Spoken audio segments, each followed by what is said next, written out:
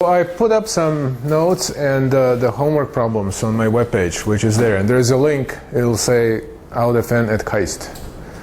And just click on that, and I'll be adding homework problems as we go along.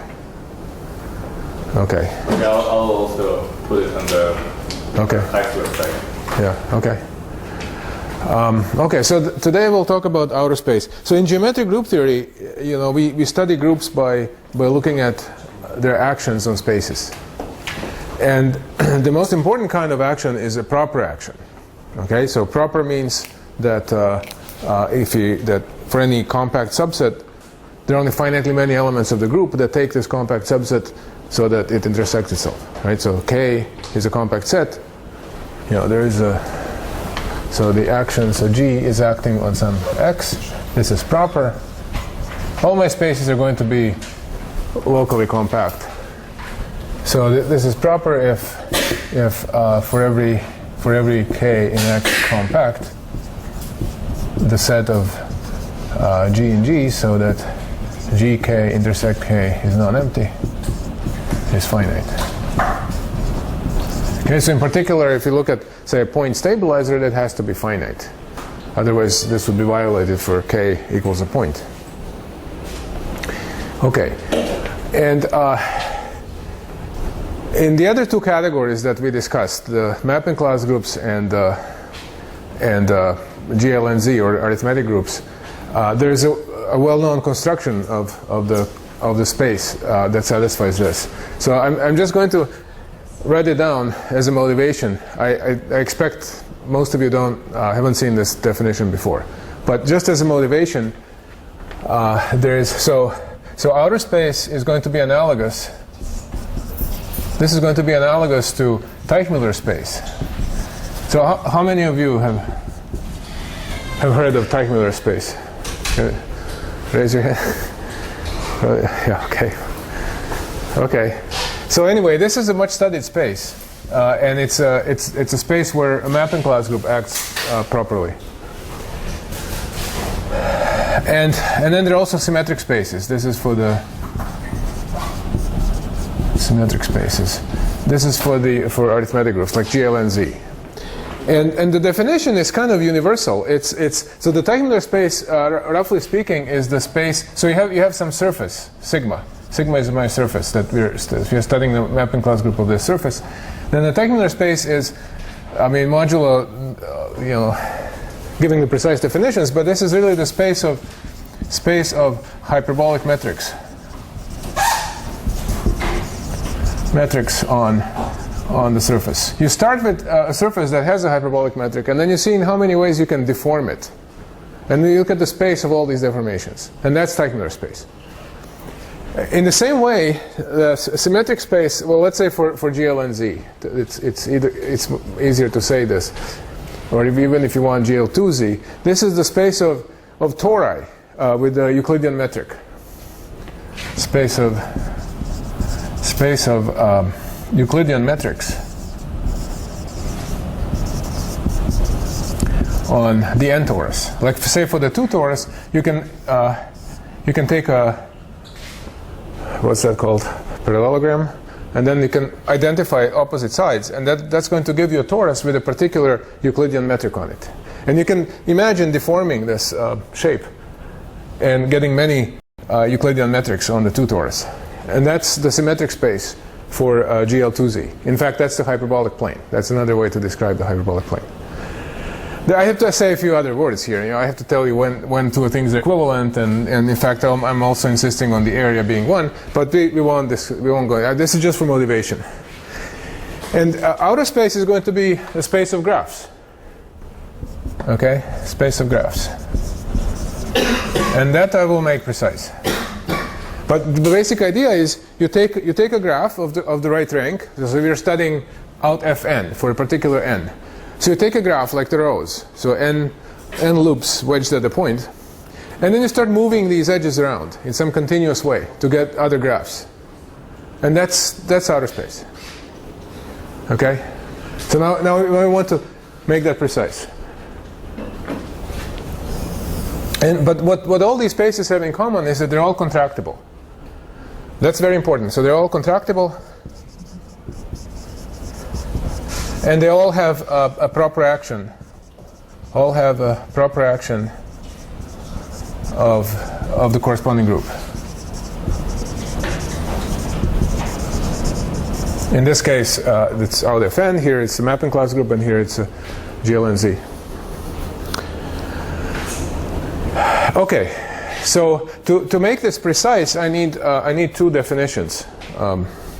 We'll first define it as a set, and then we'll think about how to put the topology in it. But it is going to be a space. Okay, so to define it as a set. Okay, so I need to symmetry.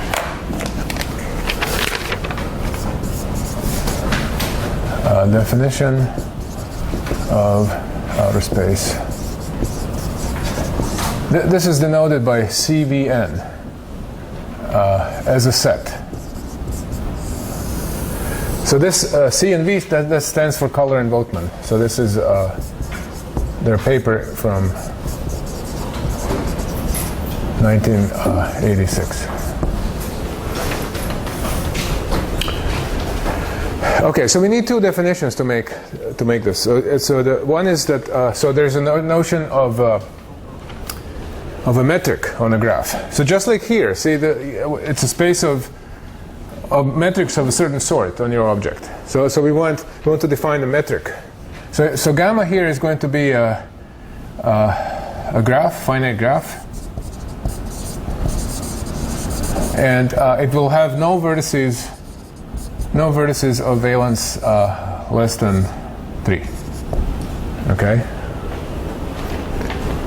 So think something like this, or this, or this. If n is 2, those are the only possible shapes. Okay, so now a metric on gamma is a function L for length from the edges of gamma. So maybe I'll denote this by E gamma. So this is the set of edges to 0, infinity. Okay, so in other words, you're assigning a real number, positive real number or 0 to every edge. Okay, so for instance, I can say 2, 3, 5. I'm allowing 0 as well. And they don't have to satisfy any kind of triangle inequality. I can put 0 here, and 1 here, and 7 here. What you're supposed to imagine here is that we are identifying these edges with the interval in R of that length. And this will convert the space, the graph, into a metric space. Right? I can ask, given a point here and here, what's the shortest path that connects them? And so you just you measure the length that is needed to go to this vertex here, and then like this would be 0, and then over there. So you look for the shortest path, and that's the distance between 2 points. Okay. Now a metric is positive. Oh, that's obvious, right? If L is just, you don't allow zeros. That's what positive is. And it's non-degenerate if the set of edges of length 0 forms a forest. A forest is a disjoint union of trees. Everybody knows that. In other words, I'm not allowed to have a loop that goes through only length 0 edges. Okay, so this is okay. This graph here is fine. This metric here is non-degenerate. But if I put 0 here and 1 here, then this is not non-degenerate. This is the degenerate metric, because I'm killing this loop. So this is not allowed.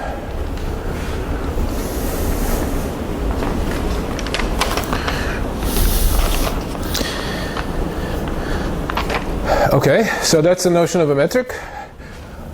Maybe some comments. So the set of non-degenerate metrics is a cone. Non-degenerate metrics on gamma is a cone, because I can scale. Right? I can take my metric and I can multiply all numbers by any positive real, and that makes the set of possible choices into a cone. And if you normalize, so the set of metrics L from E gamma to 0 infinity, so that L is non-degenerate, and the sum of the lengths of edges, of roll edges, is 1. So this is one way to normalize. You just insist that this, when you sum up all the lengths, you should get 1. So this set is a simplex with some faces missing, or removed, I should say, with some faces removed. Okay, so what do I mean by this? So example, let's take this this graph. So I'm going to assign 3 numbers, A, B, and C. And so the set, maybe we'll call it something. We'll call it sigma of gamma. This is the set of non-degenerate metrics that are normalized. Okay, so what is in this case, what is the associated sigma of gamma? So sigma of this graph is what? Well, this is the set of triples, A, B, C, in, I guess, 0, 1. So that A plus B plus C is equal to 1. And what is the non-degenerate condition? Well, I cannot have 2 of them equal to 0. Only one can be 0, right? So at most 1 is 0.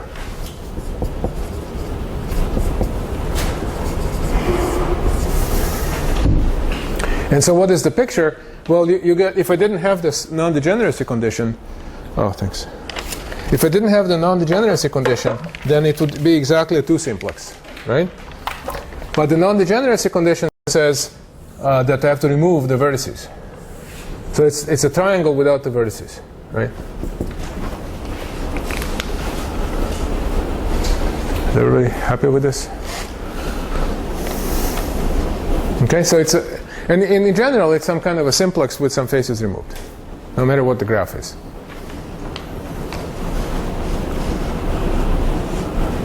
Maybe we'll do another example with this barbell graph. What is sigma of this graph? Okay, so again, I can put A, B, and C like this. Well, so this would again be a simplex, 2 simplex, but what am I removing this time? Well, I'm not allowing A to be 0, I'm not allowing B to be 0. Only C is allowed to be 0. So, so this is a simplex where the removed set is, well, not only the vertices, but also 2 sides. So 2 sides are also removed. This is where, you know, maybe this is where A is 0 and this is where B is 0. Okay? So it's a 2 simplex, but with more stuff removed than in this case. Okay, so the exact faces, or the simplex and which faces are removed, depends on the graph.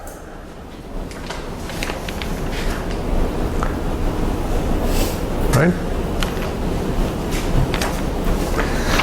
Okay, so these are going to be the building blocks for outer space. These things get glued together to form outer space.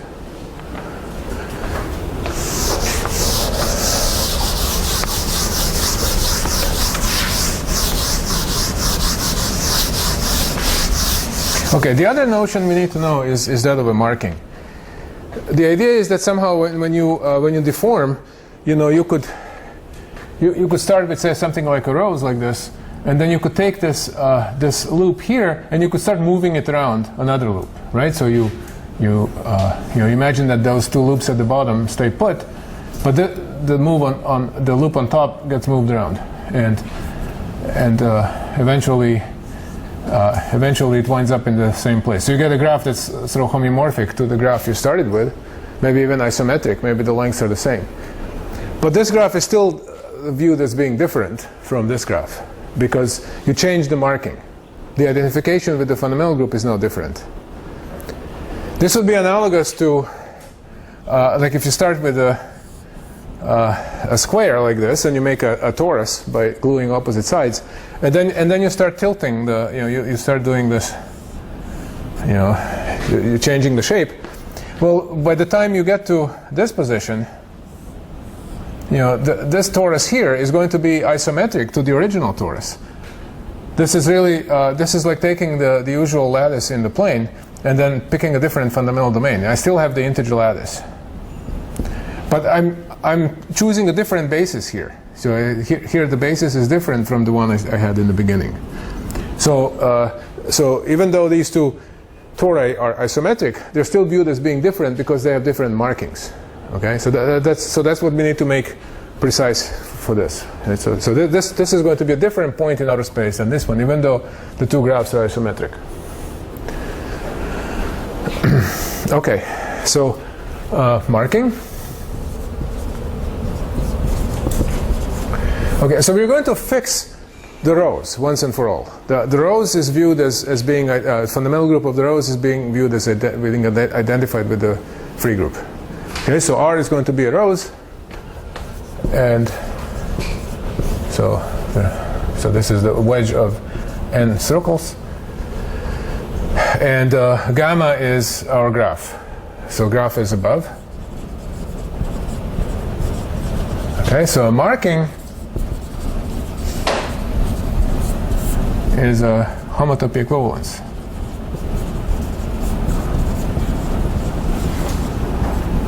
Say F from R to gamma.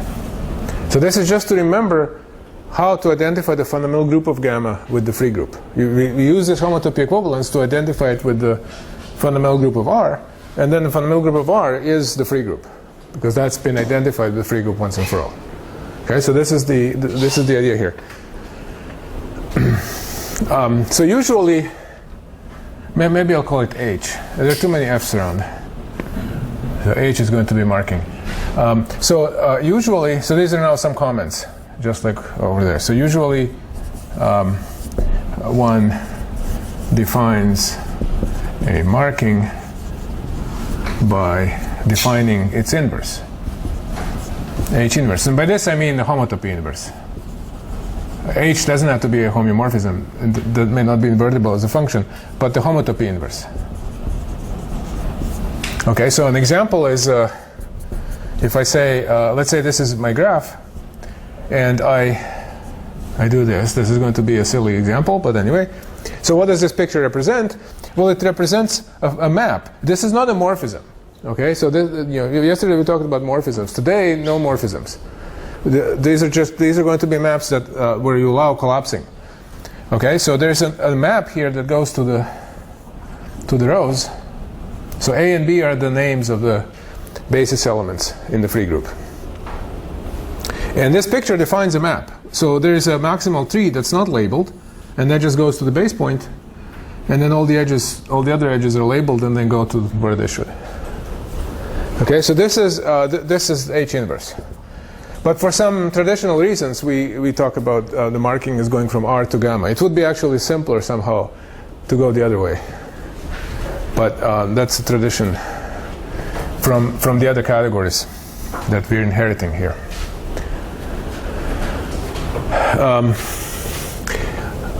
Okay, now two markings can be equivalent. So for example, you're allowed to homotope this map H around, and that's not going to change the marking. All we care about is the marking up to homotopy.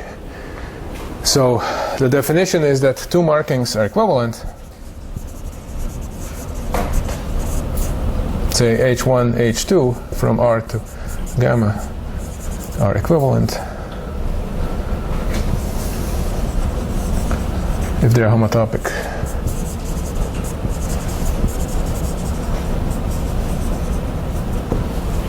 And then you have, there are some fun little exercises. So for example, this graph, so again I'm thinking H inverse here. Okay? This graph I claim is, or this inverse marking is equivalent to the marking like this. I can put A here, and I can put A B inverse here.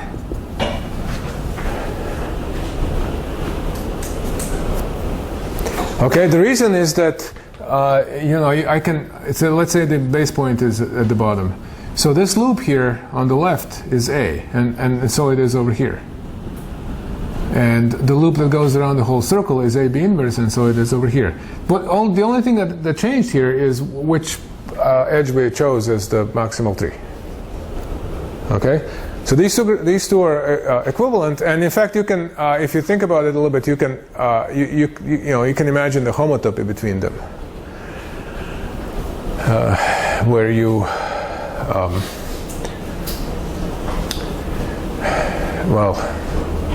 you're adding A to, let's see, AB. Well, okay, well, first of all, I could have reversed the orientation here and called this B inverse.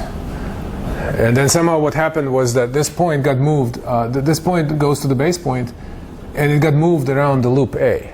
So it added A to all edges going down. And so that canceled this A and made it into nothing, and then added A to nothing and got A, and then added A to B inverse to get AB inverse. So you can think of it that way too. There are some elementary moves like this, where every vertex gets pushed around some loop, and that the result is that one of the generators gets multiplied on the left on all the edges in the same direction. Okay, but this is something to watch out for, because at the first glance it seems like these should be different markings, but in fact they're the same. Okay.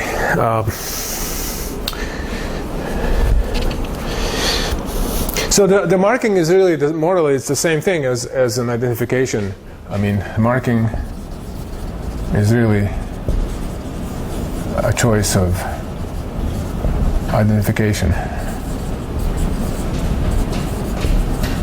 Pi 1 of gamma with the free group. And there are no base points here, and this is on purpose. The base points are just kind of to help us calculate stuff, but in the notion of a marking, there are no base points, and this is because we're interested in the outer automorphism group. When you're doing pi 1, everything is up to conjugation if you don't have a base point, and that's exactly what we want, because we want to forget conjugation. Okay. So now we're ready for the definition of outer space as a set. Mladen? Yes. So the gamma should be the same, the equivalent? Gamma should be what? Gamma should be the same graph and the equivalent? Yes, here for marking, yes. Yes. What if they differ by edge with no labeling? Yeah, so when you combine the two, then it's more complicated. So this is coming up. Definition of CBN as a set.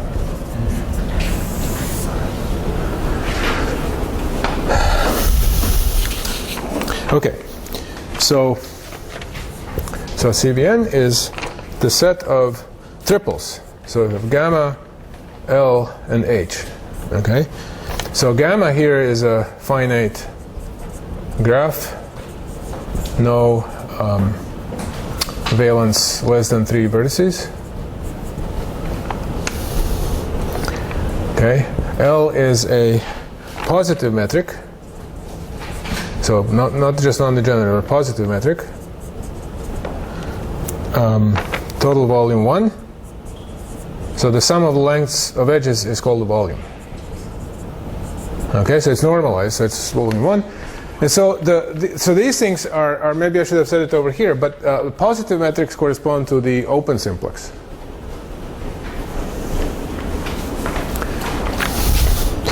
And H from R to gamma is a marking. Okay, and then there's an equivalence relation. Okay, so what is the equivalence relation? So this is where this slightly more complicated version of this equivalence of markings comes in.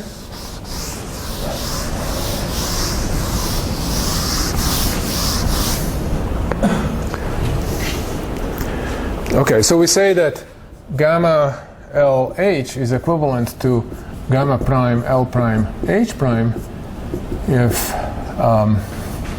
so you have, so what's the picture? R, and there's H that goes to gamma, and there's H prime that goes to gamma prime. So what I want is an isometry here. So if there exists some phi from gamma to gamma prime, an isometry with respect to L, with respect to L and L prime. So you have two metrics. So I want a homeomorphism of graphs that preserves the lengths. That's what an isometry is. And so that this diagram commutes up to homotopy.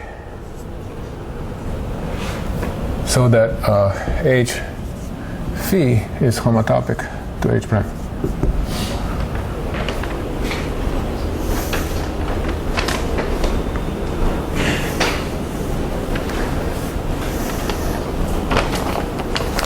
And if you look up the definition of, for example, Teichmuller space, it'll be exactly the same definition, except that instead of talking about lengths on graphs, they talk about hyperbolic metrics on the surface.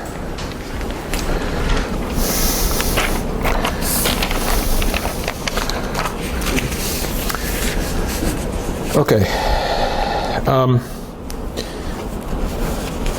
So let's talk about the topology now on this set.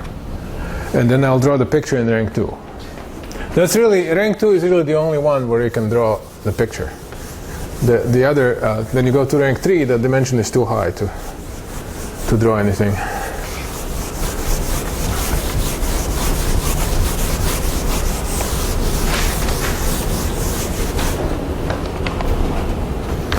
Okay. Okay, maybe topology is maybe slightly less important for us, I mean, the details of it. But basically, this is where these non-degenerate metrics come in. So if I have so for any marked graph,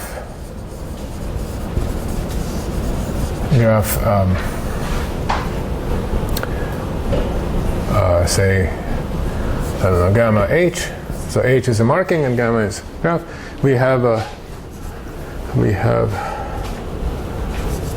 the set of non-degenerate metrics. Sigma of gamma H, and that's a subset of CVN. So what I mean by this is you can, let's go back to our example with A, B, and C. So if A, B, and C are positive, then these are positive metrics on this graph, and by definition, they're points in outer space. If one of these is 0, then what I do is I collapse the edge that has length 0, and I get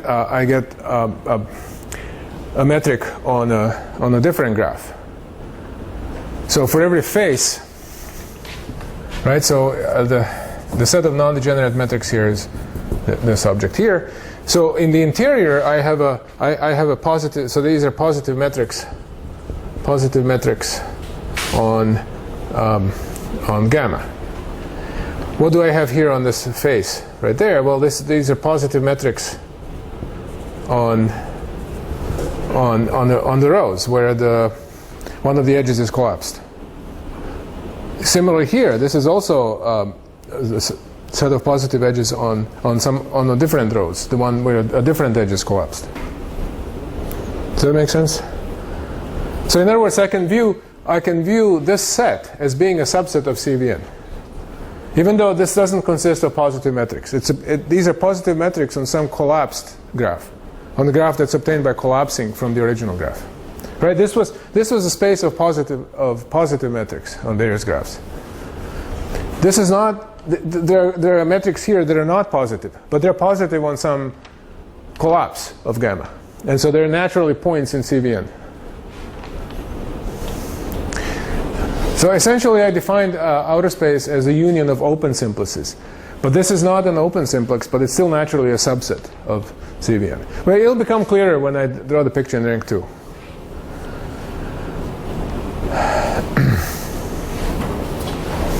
Okay, so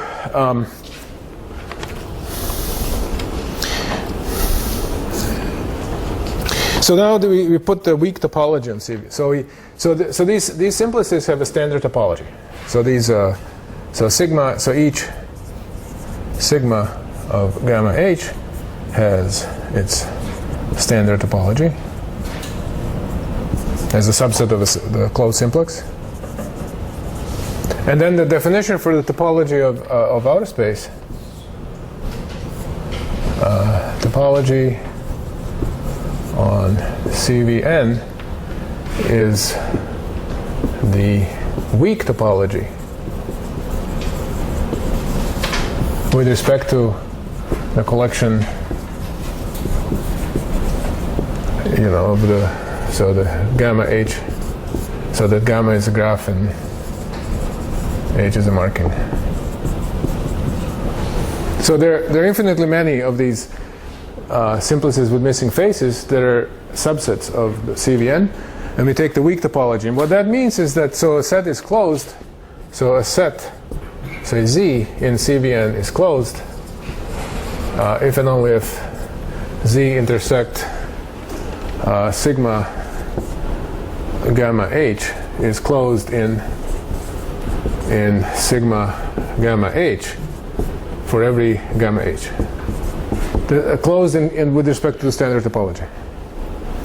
So this is how you define the topology of on a simplicial complex, right? Topology is weak with respect to the collection of simplices. You define a subset of a simplicial complex to be closed if the intersection with every simplex is closed in that simplex. So this is exactly the same definition, except we don't have full simplices. We have these funny simplices with missing faces, but it's still the same. You define the topology in the same way. Okay, so time for the picture in rank 2.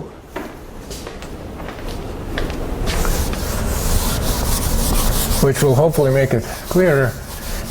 There are some little statements you have to prove to justify these definitions. I mean, you can of course always define the topology in this way, but what you hope is that the topology of if you restrict the topology to each one of these sigma gamma h's, and that's still the standard topology you started with. And this is true, but you have to prove it. That's not obvious. And what you do is I mean, I'll state it as an exercise. This really is an exercise. I mean, you just have to kind of unravel the definitions. I'm a little bit running out of time, so I won't do these little exercises. But the exercise here is that the intersection, if you take two of these and you intersect,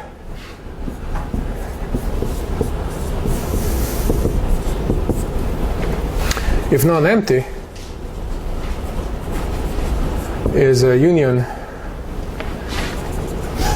of faces of each. Okay, so these are simplices with missing faces. If I take another one and I intersect them, well, I may get a union of faces here. I'm not going to get some kind of a Cantor set or some crazy thing like this. Okay, this just follows from definitions. In fact, so harder. This is non-trivial. Okay, the exercise is definitions, but what's harder is that in fact it's a single phase. So that outer space is in fact a simplicial complex with minus a subcomplex.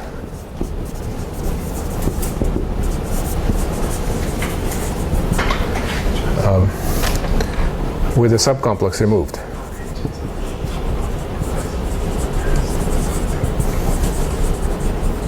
Okay, but that requires some non-trivial. Okay, well, let me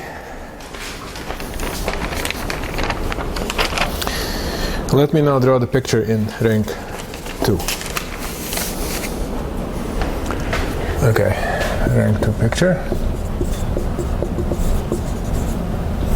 And I expect that a lot of you have seen this picture before, but you didn't know it was outer space.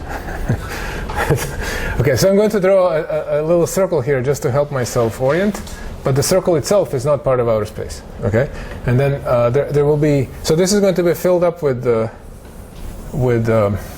these simplices with missing faces, right? So the vertices are going to be on the circle, which you think of as being at infinity. And there are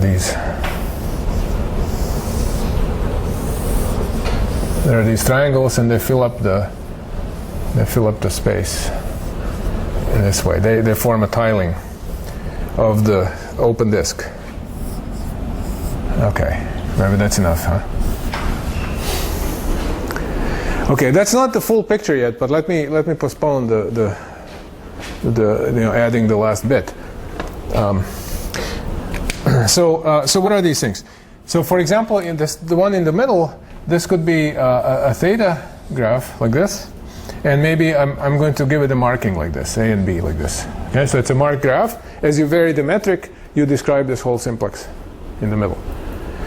Now, when you go down, then you might, you will collapse one of the edges, and let's say it's the one in the middle, so that one that was chosen to be the maximal tree. So when I go down, I'm going to end up with the rows, and this is going to be my standard rows, A, B. And you can see here, right, the space of positive metrics with total volume 1 forms an open interval. This is just A plus B must be equal to 1, and they're both positive. So that's an open interval, and that's my open edge here. Now, what's the simplex below? Well, how do you go from... So the point is that there are two ways of blowing up. So here I have to insert an edge in the middle. This is one way of inserting the edge. But the other way is I can take one of these circles and I can turn it over and then blow up. And then what I'm going to get is a picture like this. There's A going this way, but B now goes the opposite way. Okay, and that's a different marking. So points over here, even though these graphs are abstractly isometric, say put the barycenter in the middle, all lengths are 1/3. They are abstractly isometric, but with the marking, they don't match up. Okay, now how do we go from, well, what about this simplex here? So here I have to collapse a different edge. There are 3 edges that can be collapsed, and that's why there are 3 sides here. So to compute that, I have to do my little trick here, or maybe I should go the other way, so that because it's already computed. See, I can change the form of the marking. This is an equivalent marking, but now the left edge is free to be collapsed. I cannot collapse. I'm not allowed to collapse an edge that has a label on it, because then I wouldn't know what to do. I first have to push things around so that the edge that I want to collapse is the maximal tree. Okay, so if I go to the left, then the rows I'm going to get is one is A and one is AB inverse, right? And then what happens when I go the other way? Well, it's going to be the same picture, except one of these arrows is going to be reversed, just like over here. So for example, A could be going down, but the AB inverse would be going up. Okay, and then you can do the shifting of the maximal tree in 2 different ways, and you can proceed to the other 2 edges and so on. Okay? So that's how it works. Now, that's not the whole picture, as I said, because there is another shape of a graph in rank 2, namely the dumbbell. So what happens is that to each edge you have to attach. So plus the picture becomes too messy if I actually do it. But so to each edge attach. It's one of these pictures. So this is a 2 simplex, but with 2 edges removed. Right. This corresponds to the dumbbell picture. The bottom face corresponds to rows, where I collapse the edge, the separating edge. And this will have a particular marking, and that determines the edge here, and then I just glue it on. Okay, so there are these triangles glued on top of every edge. Okay, and that's outer space in rank 2. And you can see that it's contractible. I mean, this portion is homeomorphic to an open disk, and these things can just be deformation retracted down. Okay. So that's the basic outer space. Questions? Explain the last part where touching the open simplex. Could you explain one more time? Which open simplex? The right of the. Oh, this thing here. Oh, so it's not quite open. The bottom face is in. So the set of positive metrics on this graph is the open simplex. But now the only edge I'm allowed to collapse is the one in the middle. Right? So I'll have one of these edges corresponding to the collapse of this separating edge, and that's going to give me a rose. But the other two are not allowed to be collapsed, and so those faces are missing. Right? The simplex with missing faces here just consists of the open triangle plus this open bottom face, and that gets glued. This thing gets. I mean, these roses are already in the picture, so I have to glue them in. I have to glue them in the right place. Right, depending on the. Well, let's say I start with my standard marking AB. Right. So when I collapse the middle edge, then this is the AB marking, and then I already have this picture over here. So this triangle gets glued to this edge right there. And for every edge here, you'll have a triangle like this that gets glued there. Yes? Why do you need the technical condition and the degree of the practices separate? Oh, because I don't want to. I don't want to have an artificial vertex in the middle and then discuss what the length of this edge is versus the length of this edge. This would increase the dimension of the space. Here, this is two-dimensional. If I put another vertex in there, it would become three-dimensional. And also, I don't want little trees hanging off either.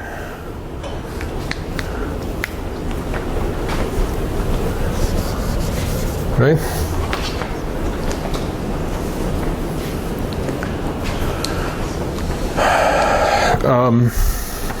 Okay, what's next? Okay, so now the important thing is that the group is acting. The outer automorphism group acts on the space. Okay, and that's the one that we like.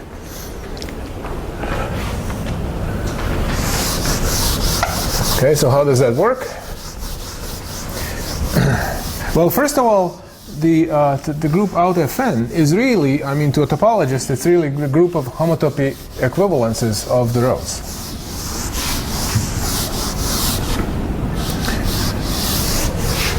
And then it's clear what the action is. You just compose the marking. Okay, so action, so group action. So here, the group action is going to be on the right. Usually in topology, we like left actions. But this marking business, because of the choice of the direction of the marking, going from R to gamma as opposed to from gamma to R, the price to pay is that the action is on the right. Okay, so the group action, so out Fn is really naturally isomorphic to the group of homotopy equivalences from the rows to the rows, right? Up to homotopy.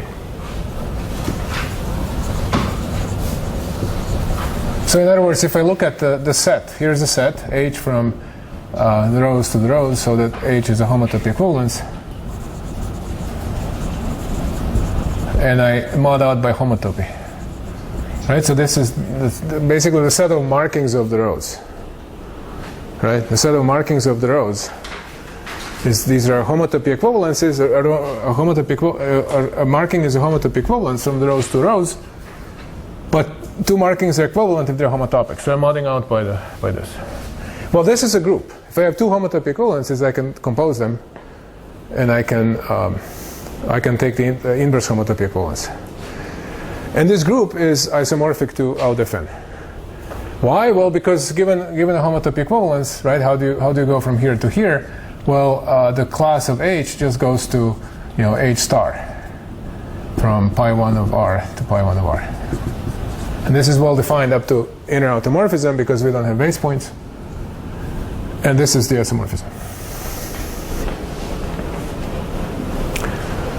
Okay. So what's the group action? So I take a gamma LH, this triple in CVN. It should really be equivalence class, but there's just too much notation if I say equivalence class, right? So we forget that. So there you have a triple in CVN, and we have phi in out Fn, which we think of as a homotopy equivalence on the rows, right? And then what's the action? So I have to tell you what this is, right? It's acting on the right. So phi is acting on the right here. So I just compose. So gamma L, and then this is H phi. Okay. In the picture, you have R, and you have gamma. This is the marking, and then phi is a self-homotopy equivalence of R. And so how do you get the new marking? Well, you compose, and you have to do phi first. Phi and then H, right? So this is phi composed with H. You can't do it the other way. If you had our homotopy equivalences going the other way, then we would do H first and then phi, and that would be action on the left.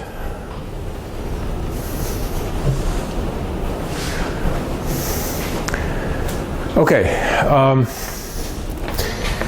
Okay, so let's just do a couple of examples, and then I don't know. We'll see how we're doing on time. But I want to show you what two particular automorphisms do in this picture. But do notice that the action is simplicial in the sense that it permutes the simplices. So by definition, it's a simplex is really obtained by fixing gamma and H and varying L. Well, phi doesn't do anything to L. It just acts on H. So the action is by permuting. Action permutes the simplices.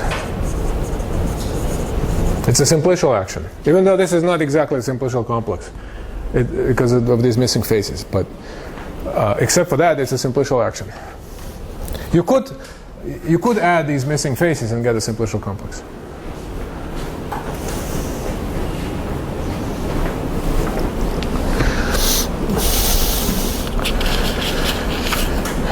Okay, example.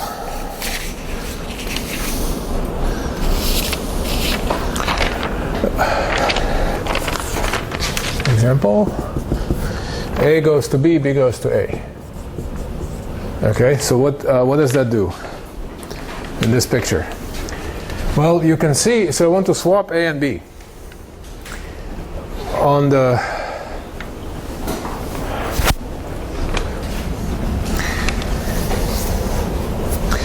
So notice, okay, so I'm just going to give it away, I guess, in the interest of time. We could kind of go through this in a question and answer fashion, but we're a little bit short on time. But it's a reflection. So this is this fixed point set. This is the fixed point set of the reflection.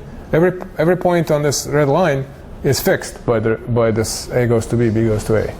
Like for example here, if I take the rows where A and B have each length 1/2, well, this automorphism switches A and B. But when I switch A and B, I still get the same graph because they have the same length. If I started at 1/3 and 2/3, then the two lengths would switch. So a point from here would go to a point over here. That wouldn't be fixed.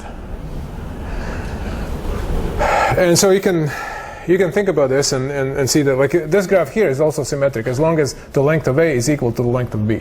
And that's this line right in the middle here. And all the other things get swapped. This also extends to this simplex over here that's glued. If the simplex is glued here, this red line extends through the middle of it. That also gets reflected. Okay, so that's an example of a finite order automorphism. It's just some kind of an isometry of this whole space. It's a finite order thing with the whole space. So this is a reflection, and the red line in the picture. Okay, a more interesting example is the one that I mentioned yesterday. A goes to A, B goes to, no, is it AB or BA? That probably doesn't matter. Well, one is the inverse of the other. What do I have here? BA.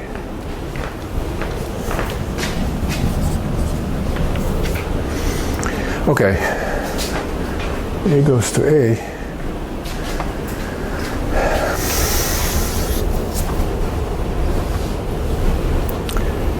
AB, BA, AB, I don't know.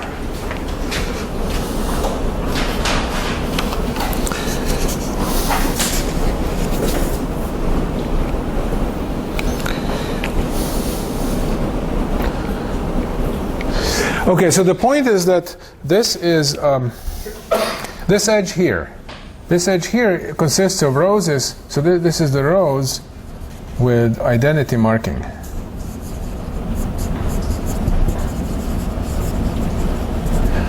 And this rose here, so this is another edge, and it has so the underlying graphs are roses, and this is the rose with phi inverse marking. Okay, so phi, this is my phi here.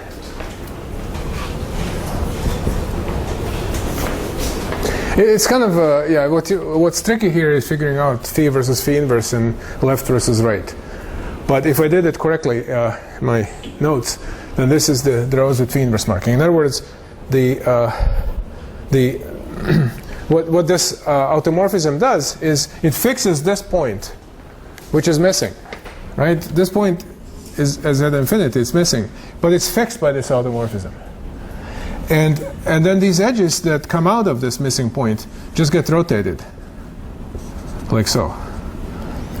So if you know about the hyperbolic plane, then this would be something called a parabolic automorphism. It's an automorphism. It's a isometry of a hyperbolic plane that fixes one point at infinity, and it shifts everything in one direction. Somehow the link of this missing point is a real line. And this automorphism acts as a translation on this line. There are no fixed points in the space itself. Okay.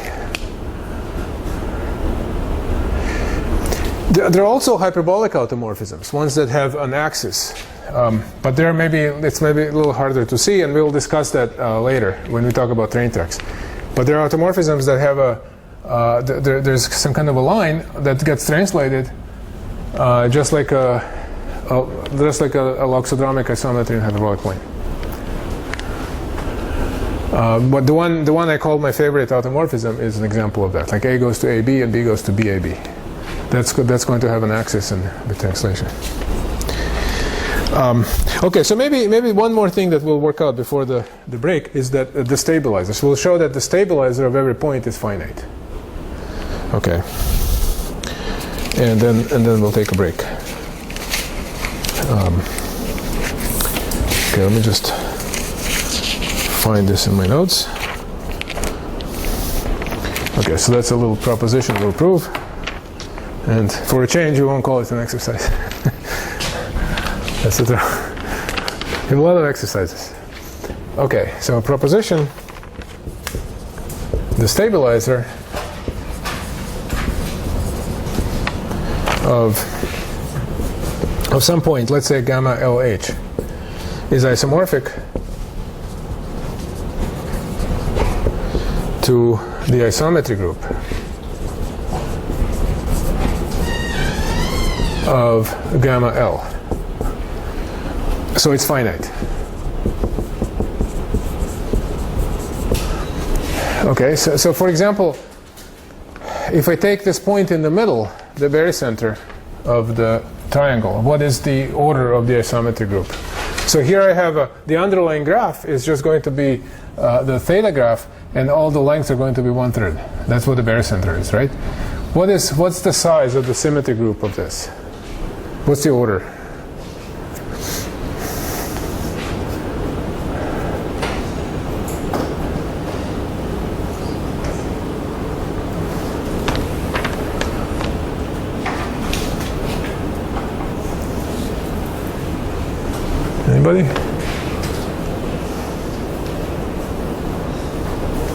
So let's to simplify things. Let's imagine that we are fixing both of these vertices. What's the isometry group of this graph fixing these two vertices? I can do anything I want with the three edges. 6, exactly. It's a permutation group on 3 edges, but then I can also swap the vertices. So the total size is 12. So the isometry, so the order 12 isometry group. And what about this graph, where I put 1/2?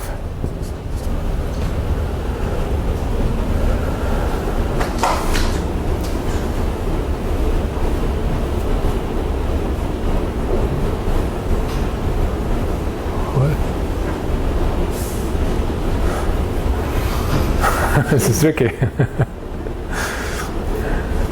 8. Right? I can swap the loops, and then in each loop I can do reflect. Right? Okay, so it's finite, no matter what it is, and so that's going to prove properness of the action. This is a simplicial action, so if the stabilizers of points are finite, then the action is proper. Okay. Okay, so the proof is like this. It's just chasing definitions. It's not much to it. So we have this marked graph like this, and we assume we have let's say we take phi in the stabilizer of gamma LH. Okay, so that means that if I look at the marking H phi that goes to the same graph gamma, then they're equivalent. In other words, there's an isometry here, phi. In other words, H phi is homotopic. This is up to homotopy. It's homotopic to phi like this. All right, that's what this diagram tells me. And in particular, I can put H on the other side, so I get that phi is homotopic to H inverse phi H.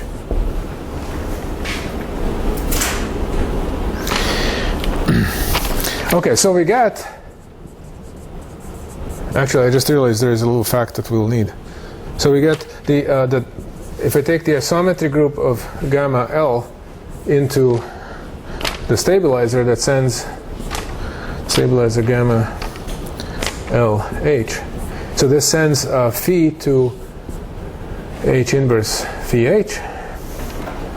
Okay, so that's a homomorphism, right? I'm just kind of conjugating by H.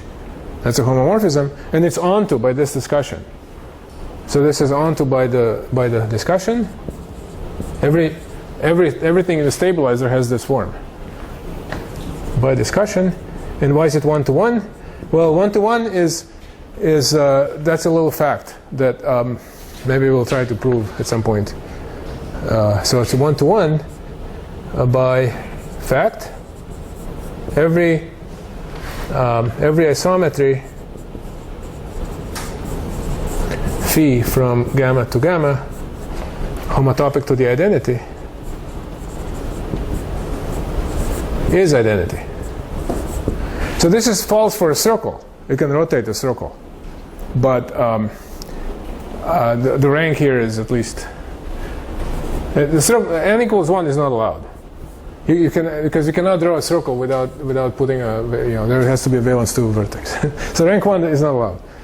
But in ranks bigger than 1, this is a fact. You cannot find an isometry of the graph that's homotopic to the identity and is not equal to the identity.